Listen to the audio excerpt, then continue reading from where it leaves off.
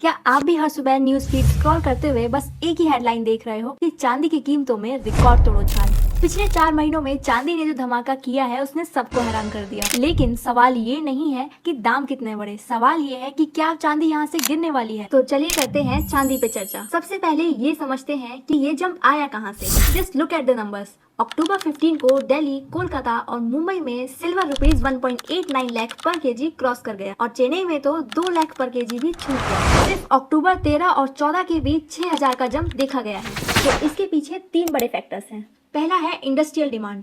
Silver अब सिर्फ jewellery नहीं है, ये ग्रीन टेक्नोलॉजी का फ्यूचर है। ये सोलर पैनल्स, ईवीज और एडवांस इलेक्ट्रॉनिक्स में लगता है। जैसे जैसे ग्रीन टेक्नोलॉजी बढ़ रही है, चांदी की डिमांड ग्लोबल लेवल पर स्काई हाई हो गई है। दूसरा है सेफ हेवन स्टेटस। जब दुनिया भर की इकोनॉमिक्स में थोड़ी अनसर्टेनिटी होती है तो बड़े इन्वेस्टर्स रिस्क नहीं लेते, वो पैसा गोल्ड और सिल्वर जैसे सेफ हेवन एसेट्स में लगाते हैं। तीसरा है इन्फ्लेशन हेज। और हाँ, जब करेंसी की वैल्यू गिरती है तो लोग फिजिकल एसेट में इन्वेस्ट करते हैं।